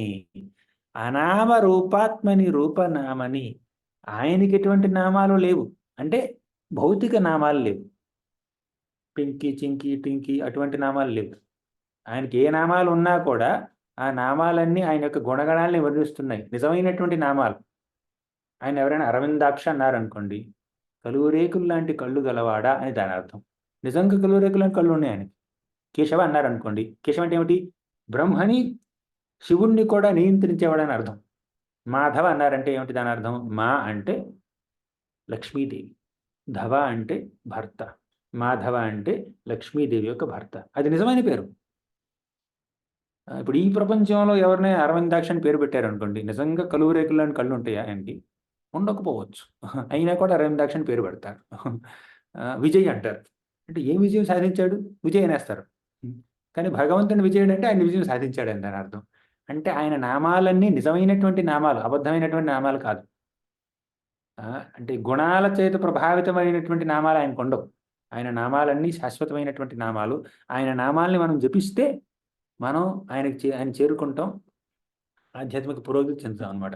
అందుకే ఆయనకి భౌతిక నామాలు లేకపోయినా, భౌతిక రూపాలు లేకపోయినా ఎన్నెన్నో భౌతిక రూపాలని ఆయన సృష్టించాడు. విధిత్సమానో అనుససార శాస్త్రకృత్. ఇదన్నమాట. తర్వాత సవా అయం, చదవండి. సవా అయం యత్ పదమత్ర సూరయో సవాయం యత్ పదమత్ర సూరయో జితేంద్రియా నిర్జితమాతరిష్వనః జితేంద్రియ నిర్జిత మత్తరిష్వనః పశ్యంతి భక్త్యుత్కలితామలాత్మనా పశ్యంతి భక్త్యత్ ఉత్కలితాత్మనాత్మనా అన్వేషసత్వం పరిమార్ష్టుమర్హతి. నన్వేషసత్వం పరిమార్ష్టం అర్హతి. సవా అయం యత్ పదమత్ర సూరయో. చూడండి ఈ భగవంతుడి యొక్క గొప్పతనం చూడండి. ఆయన్ని ఎలా చేరుకోగలం మనం? జితేంద్రియ, మన ఇంద్రియాల్ని నియంత్రించుకోవాలి, కంట్రోల్ చేసుకోవాలి. నిర్జిత మాతరిశ్వన, నిర్జిత అంటే ఇంద్రియాలను జయించాలి, అప్పుడు ఆయన చేరుకోగలుగుతాం. అంతేకాదు పశ్యంతి భక్తి ఉత్కలితామలాత్మన, ఎవరికైతే భక్తి ప్రపత్తులు ఉంటాయో వారే ఆయన్ని చూడగలరు. నన్వేష సత్వం పరిమార్ష్టుమర్హసి, కేవలం భక్తియుక్త సేవ ద్వారానే ఆయన్ని మనం దర్శించగలము, వేరే మార్గము లేదు. ఇది దాని అర్థం. సవా అయం సఖ్యనుగీత సత్కథో, సవాయం సఖ్యనుగీత సత్కతో, వేదేషు గుహ్యేషు చ గుహ్యవాదిభిః, వేదేషు గుహ్యేషు చ గుహ్యవాదిభిః, స ఏక ఈశో జగదాత్మలీలయా, య ఏక ఈశో జగదాత్మలీలయా, సృజత్యవత్యత్తిన తత్ర సజ్జతే, సృజత్యవత్యత్య అతి నా తత్ర సజ్జతే. సవా అయం సఖ్యనుగీత సత్కథో. ఓ సఖి అంటే వాళ్ళందరూ ఆడవాళ్ళందరూ మాట్లాడుకుంటున్నారు కదా, వాళ్ళ ఫ్రెండ్స్ని సఖి అంటున్నారు. ఏమంటున్నారంటే సఖ్యనుగీత సత్కథో వేదేషు గుహ్యేషు చ గుహ్యవాదివి, అంటే వేదాలు గుహ్యమైనటువంటి ఆయన యొక్క గొప్పతనాన్ని చక్కగా వివరిస్తూ ఉన్నాయి. స ఏక ఈశో జగదాత్మలీలయ, ఆ ఒకడే అయినటువంటి ఆ ఈశుడు భగవంతుడు ఈ జగత్తుని ఒక లీలగా ఏం చేస్తున్నాడంటే సృజతి అవత్తి అత్తి నతత్ర సజ్జతి, ఈ జగత్తు మొత్తాన్ని సృష్టిస్తున్నాడు, పాలిస్తున్నాడు, పోషిస్తున్నాడు, ఉపసంహరిస్తున్నాడు, ప్రళయం సంభవించేలా చేస్తున్నాడు. క్రియేటర్, మెయింటైనర్ అండ్ డిస్ట్రాయర్ అన్నీ ఆయనే. యదా హ్యధర్మేణ తమో ధియో నృప, జీవంతి తత్రైష హి సత్వతః కిల, దత్తే భగం సత్యమృతం దయా యశో భవాయ రూపాణి తదధ్యుగే యుగే. తర్వాత ఈ ప్రపంచం మొత్తాన్ని సృష్టించిన తర్వాత ఆ ప్రపంచం ఒక పాలనా స్టేజ్లో ఉన్నప్పుడు ఆయన ఏం చేస్తున్నాడంటే ఈ ప్రపంచంలోకి ఆయన అవతరించి వస్తున్నాడు. మెయింటెనెన్స్ ఫేజ్లో, అంటే క్రియేషన్ నుంచి డిస్ట్రక్షన్ మధ్యలో, అంటే సృష్టి నుంచి ప్రళయానికి మధ్యలో ఉన్నటువంటిది ఆ పోషణ పీరియడ్ అనమాట. ఆ పీరియడ్లో ఏం చేస్తాడంటే ఆయన అవతారం దాల్చి వస్తాడు, ఎన్నెన్నో అవతారాల్లో వస్తుంటాడు అనమాట, యుగ యుగాల్లో. అదే చెప్పారు, భవాయ రూపాణి దదద్యుగే యుగే సంభవామి యుగే యుగే, ఆయనకి ఎన్నో అవతారాలు ఉన్నాయని. ప్రస్తుతం ఒక మానవ రూపంలో ఆయన యదుకులంలో అవతరించాడు. అహో అలం శ్లాఘ్యతమం యదోఃకులం, అహో అలం పుణ్యతమం మధోర్వనం, యదేష పుంసాం వృషభః శ్రియః పతిః, స్వజన్మనా చంక్రమణేన చాంచతి. అహో అలం శ్లాఘ్యతమం యదోఃకులం, ఈ యదుకులం ఎంతో శ్లాఘ్యతమం అంటే ఎంతో శ్లాఘనీయమైనటువంటిది, కొనియాడదగినటువంటిది. అహో అలం పుణ్యతమం మధోర్వనం, మధువనం అంటే మథురాపురి, ఎంతో గొప్పది. యదేష పుంసా వృషభః శ్రియఃపతి, ఎందుకంటే శ్రియఃపతి లక్ష్మీపతి అయినటువంటి ఆ శ్రీకృష్ణుడు ఈ కులంలో జన్మించాడు. స్వజన్మన చంక్రమణేన చాంచతి, తన యొక్క జన్మ ద్వారా, తన యొక్క అవతరణ ద్వారా ఈ కులం మొత్తాన్ని పవిత్రం చేశాడు ఆయన. అందుకే ఈ కులం గొప్పది, ఈ మధువనం గొప్పది. అహోపతస్వర్య షస్తీరస్కరీ కుశస్థలీ పుణ్యయశస్కరీ భువః, పశ్యంతి నిత్యం యదనుగ్రహేషితం, స్మితావలోకం స్వపతిం స్మయత్ప్రజాః. అహోబత స్వర్యషస్తిరస్కరి కుశస్థలి పుణ్యస్థలి యశస్కరి, అంటే ఈ భూమి మీద కుశస్థలి ద్వీపం అనే ఒక ద్వీపం ఉంది సముద్ర మధ్యంలో. ఆ కుశస్థలి ద్వీపంలోనే కృష్ణుడు ద్వారకా నగరాన్ని నిర్మించాడు. ఎవరి ద్వారా? హెవెన్లీ ఆర్కిటెక్ట్ అయినటువంటి విశ్వకర్మ ద్వారా నిర్మించాడు అనమాట. పశ్యంతి నిత్యం యదనుగ్రహేషితం, ఆ ద్వారకలో నివసించేటటువంటి భక్తులందరూ, ద్వారకావాసులు అందరూ ఆయన యొక్క అనుగ్రహ వీక్షణాలని ఎప్పుడూ చవిచూస్తూ ఉంటారు. స్మితావలోకం స్వపతిం స్మయత్ ప్రజా, అక్కడ ఉన్నటువంటి ప్రజలందరూ స్మితావలోకం, ఆయన యొక్క ప్రేమ వీక్షణాలని, ఆయన యొక్క చిరునవ్వుల్ని, చిరుమందహాసాల్ని ఎంతో చక్కగా ఆస్వాదిస్తూ ఉంటారు.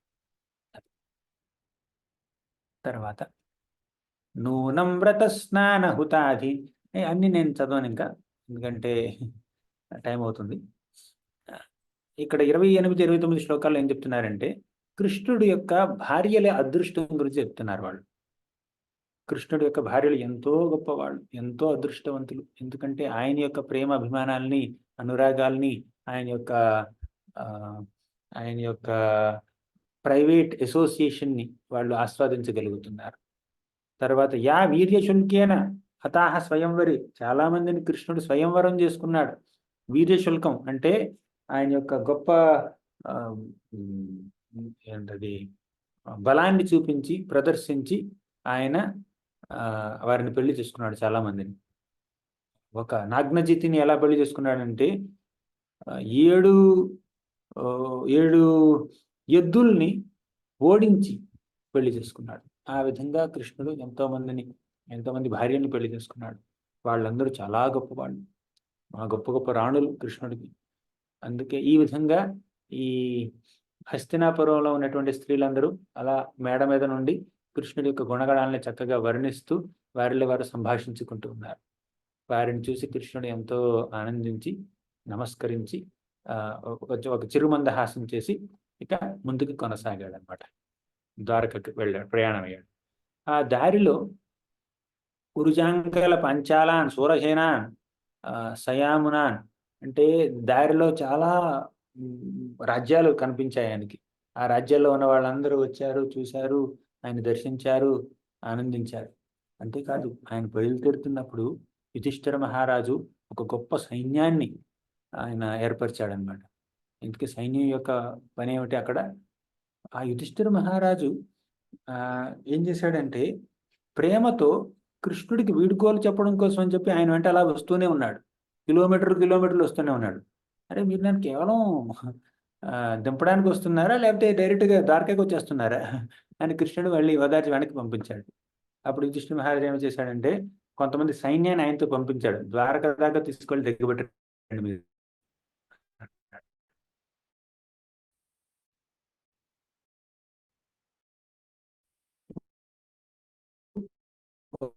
ఒక వ్యక్తి మన ఇంట్లోనే కూర్చుని ఆయన బయట నిలబెట్టి మాట్లాడతాం. కాస్త సంబంధం ఉందనుకోండి, కొంచెం రిలేషన్షిప్ ఇంకొంచెం ఇంటెన్స్ అనుకోండి, ఇంటికి వస్తే మనం లేచి నిలబడి మాట్లాడతాం, గడప దాకా వెళ్ళి మాట్లాడతాం. ఇంకొంచెం రిలేషన్ ఉంటే వాళ్ళని ఇంట్లోకి ఆహ్వానించి వాళ్ళని కూర్చోబెట్టి మనం నిలబడి మాట్లాడతాం. సరే వాళ్ళు వెళ్ళిపోతున్నారు అనుకోండి, మనం ఇక్కడే సంబంధం పెద్దగా లేదంటే ఇక్కడే కూర్చుని బాయ్ కూడా చూడడం అయిపోయిందిగా వెళ్ళాలని వాళ్ళు అర్థం చేసుకోవాలన్నమాట. ఇంకా సంబంధం అంటే సరే వెళ్ళిరండి అంటాం. ఇంకా ఎక్కువగా సంబంధం ఉంటే గడప దాకా వెళ్ళి వాడిని దిగబెడతాం. ఇంకా ఎక్కువ రిలేషన్ ఉంటే ఏం చేస్తామంటే ఇంటి బయట గేటు దాకా వెళ్ళి దిగబెడతాం, లేదంటే వీధి చివరి దాకా వెళ్ళి దిగబెడతాం. ఇంకా రిలేషన్ ఉంటే వాళ్ళ ఇంటికి వెళ్ళి దిగబెట్టి మళ్ళీ వెనక్కి వస్తాం అన్నమాట. ఇది వేదిక్ కల్చర్లో ఉన్నటువంటి రిలేషన్ అన్నమాట. అది కొన్ని సందర్భాల్లో వేదిక్ కల్చర్ ఇలా జరిగేది. ఇప్పుడు ఏమిటంటే ఓలా క్యాబ్ బుక్ చేస్తాం, ఊబర్ బుక్ చేస్తాం, వెళ్ళిపోండి అని అలా ఉంటుంది. సరే ఆ తరువాత కృష్ణుడు అలా వెళ్ళాడు. వీళ్ళని కృష్ణుడు ద్వారకా నగరానికి చేరుకున్నాడు ఈ విధంగా ప్రయాణం చేసి. ఆ తరువాత 10వ చాప్టర్ అయిపోయింది. మనం 11వ చాప్టర్లోకి వెళ్దాం. ఒక 4 శ్లోకాలు, 10 శ్లోకాలు చెప్పుకుందాం మ్యాక్సిమం, అంతకన్నా ఎక్కువ ఈరోజు అవ్వవు. 10లో కూడా 5 చిన్నవి కాబట్టి అవుతాయి, తర్వాత 5 కొంచెం పెద్దవి.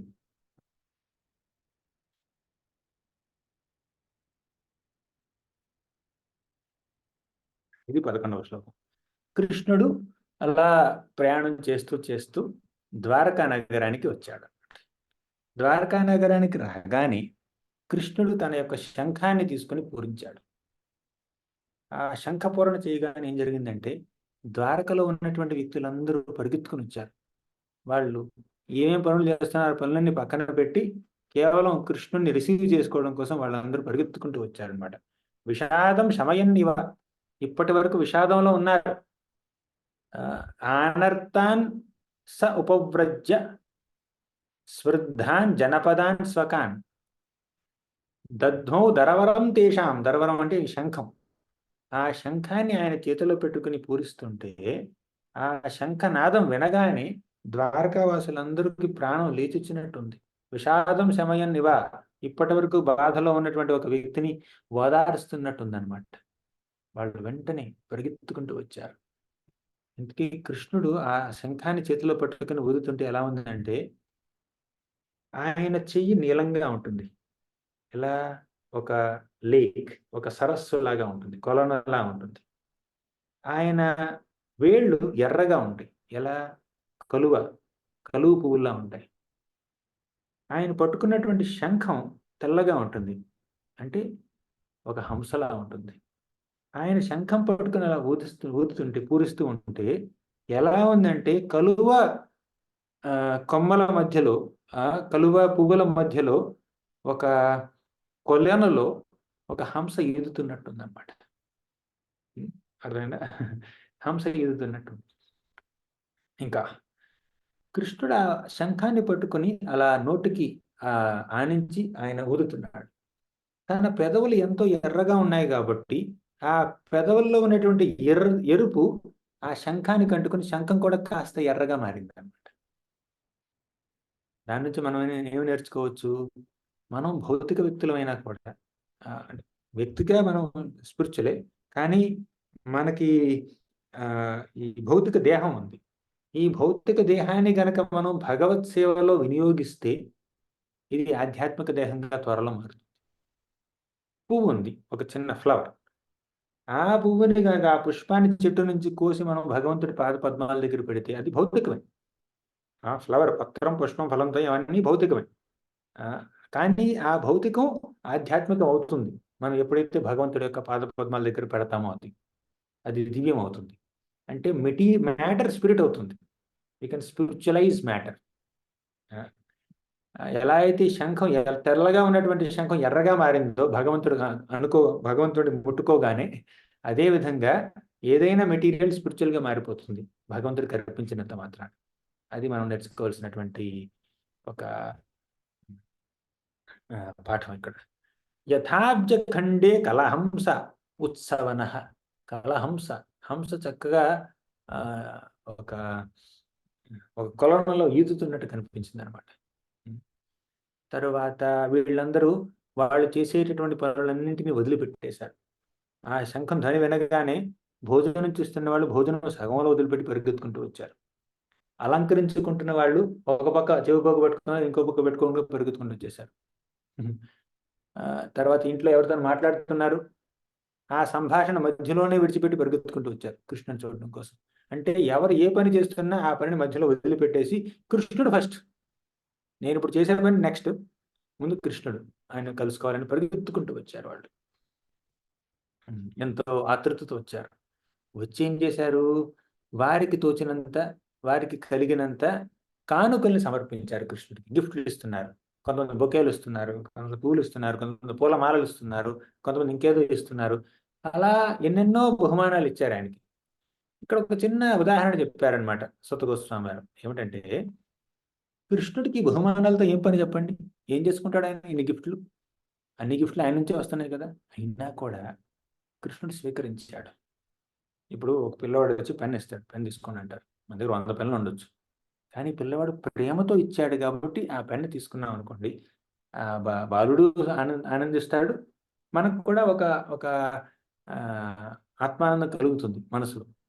ఆ ప్రేమ, ఆ అభిమానం, ఆ అమాయకత్వం చూసి ఆనందం కలుగుతుంది మనకి. అదేవిధంగా కృష్ణుడు ఆయనకి బహుమానాలన్నీ అవసరం లేకపోయినా కూడా స్వీకరించాడు. ఎందుకంటే ప్రేమతో ఇచ్చారు కదా ఈ బహుమానాలన్నీ. తర్వాత ఒక చిన్న ఉదాహరణ ఉంది.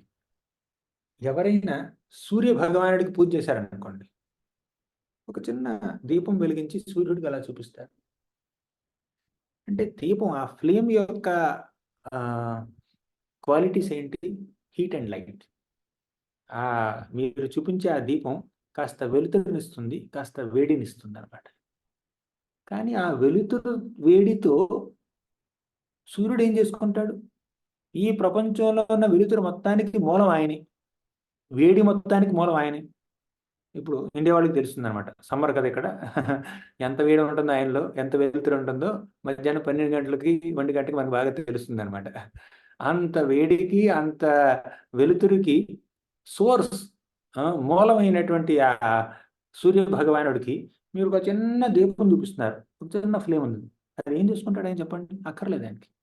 కానీ అది ఆయనకి ఎంత ఉపయోగం అనేది కాదు ఇక్కడ ఒక ముఖ్యం, ఎంత ప్రేమతో అది ఆయనకి సమర్పిస్తున్నాం, ఆరాధనా భావంతో సమర్పిస్తున్నాం అనేది ముఖ్యం. అదేవిధంగా కృష్ణుడికి వీళ్ళిచ్చే బహుమానాలు ఏమీ అవసరం లేకపోయినా కూడా ప్రేమతో ఇస్తున్నారు కదా, కాబట్టి ఆయన ప్రేమతో స్వీకరించాడు. తర్వాత ద్వారకావాసులందరూ చెప్పారు, ఏమన్నారంటే నతాస్మతే నాథ సదాంఘ్రి పంకజం చెప్పు కృషివ విరించ వైరించ్య సురేంద్ర వందితం పరాయణం క్షేమమిహేచ్ఛతాం పరం నయత్ర కాలః ప్రభవేత్ పరః ప్రభు. నతాస్మతే నాథ సదాంఘ్రి పంకజం విరించ వైరించ్య సురేంద్ర వందితం పరాయణం క్షేమమిహేచ్ఛతాం పరం నయత్ర కాలః ప్రభవేత్ పరః ప్రభు. నతాస్మతే నాథ సదాంఘ్రి పంకజం. నాథ, కృష్ణ, జగన్నాథ, సదా అంఘ్రి పంకజం, మేము ఎల్లప్పుడూ నీ యొక్క పాద పద్మాలకి నమస్కరిస్తూ ఉంటాము. విరించ వైరించ్య సురేంద్ర వందితం. విరించి అంటే బ్రహ్మ, వైరించి అంటే బ్రహ్మ యొక్క బిడ్డలు. ఎవరు వాళ్ళు? ఇంద్రుడు, ఎవరు 4 కుమారులు ఉన్నారు కదా, సనక సనందనాథులు వాళ్ళు, తర్వాత శివుడు, చాలా మంది ఉన్నారు బ్రహ్మ కుమారులు. వాళ్ళందరూ, సురేంద్ర, ఇంద్రుడు కూడా, వాళ్ళందరూ వందనం చేస్తారు నీకు. విరించ వైరించ సురేంద్ర వందితం. ఎలా అయితే దేవతలందరూ భగవంతుడికి, కృష్ణుడికి నమస్కరిస్తారో, దేవతల యొక్క భార్యలందరూ శ్రీమతి రాధారాణికి కానీ లక్ష్మీదేవికి కానీ నమస్కరిస్తారు. అది నాకు శ్లోకం గుర్తు రావట్లేదు, ఒక మంచి శ్లోకం ఉంది. ఆ శ్లోకంలో ఏముంటుందంటే గిరిజాయన, పార్వతీదేవి, సరస్వతీదేవి, తర్వాత సచీమాత. సచి అంటే మన ఇంద్రుడి యొక్క భార్య, వాళ్ళందరూ రాధారాణికి లక్ష్మీదేవికి నమస్కరిస్తారని. పరాయణం క్షేమమిహేచ్ఛతాం పరం. ఎవరైతే వారి యొక్క క్షేమాన్ని కోరుకుంటారో వారు ఎప్పుడు భగవంతుడి యొక్క పాదపద్మాలకు నమస్కరించాలి. నయత్ర కాలః ప్రభవేత్ పరః ప్రభో. ఎందుకంటే ఆయన కాలం చేత ప్రభావితుడు కాడు, కానీ మనం కాలం చేత ప్రభావితం అవుతున్నాం. మనం కాల ప్రభావం నుంచి బయటపడాలి అంటే ఆయన్ని ప్రేమించాలి, ఆయన్ని పూజించాలి. అది 7.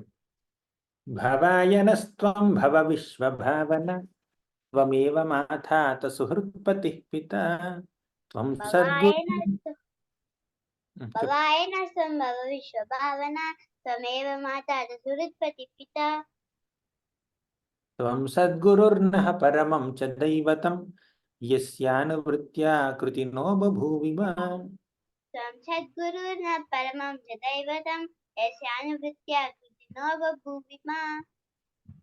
భవాయనస్త్వం భవ విశ్వభావన అంటే భవాయనస్త్వం అంటే వాళ్ళు ఏమంటున్నారంటే, కృష్ణ నువ్వు విశ్వభావన, విశ్వం మొత్తాన్ని సృష్టించిన వాడివి నువ్వే అంటున్నారు. త్వమేవ మాతాత, నువ్వే మా మాతవి. తర్వాత సుహృత్, నువ్వే మా స్నేహితుడివి. పతి, నువ్వే నా భర్తవి. పిత, నువ్వే మా యొక్క తండ్రివి. త్వం సద్గురున్నః, నువ్వే మా యొక్క గురువువి. పరమం చ దైవతం, గురు దైవం కూడా నువ్వే. తల్లి నువ్వే, తండ్రి నువ్వే, భర్త నువ్వే, బంధువు నువ్వే, గురువు నువ్వే, దైవం నువ్వే, అంతా నువ్వే. యస్యానువృత్యా కృతినో బభూవిమ. కేవలం నిన్ను అనుసరిస్తేనే కృతినో బభూవిమ, మేము కృతార్థలం అవుతాము, మాకు ఏదైనా సక్సెస్ వస్తుంది. సక్సెస్ రావాలి అంటే చేసే ఏ పనిలోనైనా కూడా మనకు విజయం కలగాలి అంటే కేవలం కేవలం కృష్ణుణ్ణి అనుసరించడమే. అది 8వ శ్లోకం. అహోసనాథ భవతా స్మయద్వయం త్రైవిష్టపానం అపి దూరదర్శనం ప్రేమస్మిత స్నిగ్ధ నిరీక్షణాననం పశ్యేమ రూపం తవ సర్వ సౌభగం. అహో సనాతన భవతస్మయద్వయం दैविष्टपानामपि दूरदर्शनं प्रेमस्मितस्निग्धनिरीक्षणाननं पश्येम रूपं तव सर्वसौभगम्. అహో సనాథ భవతాస్మయద్వయం. సనాథ, మేమందరం సనాథలం, అనాథలం కాదు. అనాథ అంటే నాథుడు లేనివాడు, సనాథ అంటే నాథుడు ఉన్నవాడు. మనకి నాథుడు ఉన్నాడు, జగన్నాథుడు, బద్రీనాథ్, గోపాల్నాథ్. అలా మన భగవంతుడు ఎన్నెన్నో రూపాల్లో మనకి నాథుడుగా ఉన్నాడు. అహో సనాథ భవతాస్మయద్వయం త్రైవిష్టపానమపి దూరదర్శనం. త్రైవిష్టపానం అంటే దేవతలు, గొప్ప గొప్ప దేవతలకు కూడా నీ దర్శనం దుర్లభం. కానీ ఈరోజు మాకు మీ దర్శనం కలిగింది ఇన్నాళ్ల తర్వాత. ప్రేమస్మిత స్నిగ్ధ నిరీక్షణనం. ప్రేమతో ప్రేమ స్మిత స్నిగ్ధ నిరీక్షణనం అంటే నీ యొక్క చూపులు ప్రేమతో నిండి ఉన్నాయి, ఎంతో ఆప్యాయతతో అనురాగంతో నిండి ఉన్నాయి. కాబట్టి ఆ ఆప్యాయత అనురాగం కలిగినటువంటి నీ యొక్క ఆ వీక్షణాలని మా మీద కురిపించు. పశ్యేమ రూపం తవ సర్వ సౌభగం. ఈరోజు సర్వ సౌభగం, అన్ని సౌభాగ్యాలకి నెలకొలవైనటువంటి నీ యొక్క రూపాన్ని ఈరోజు మేము చూడగలిగాం అని వాళ్ళు అంటున్నారనమాట. ఇది మా అదృష్టం, మళ్ళీ మిమ్మల్ని చూడగలరు. యర్హ్యాంబుజాక్షపసారభో భవాన్ పురూన్మథూన్వాథ సుహృద్ది దృక్షయ తత్రాబ్దకోటి ప్రతిమక్షణో భవేత్ రవిం వినాక్ష్ణోరివనస్తవచ్యుత. యర్హ్యాంబుజాక్షపసారభో భవాన్ పురూన్మథూన్వాథ సుహృద్ది దృక్షయ తత్రాబ్దకోటి ప్రతిమక్షణో భవేత్ రవిం వినాక్ష్ణోరివనస్తవచ్యుత. యర్హ్యాంబుజాక్ష ప్రససారభో భవాన్. ఓ అంబుజాక్ష, అంబుజాక్ష అంటే కలువరేకులు లాంటి కళ్ళు గలవాడ.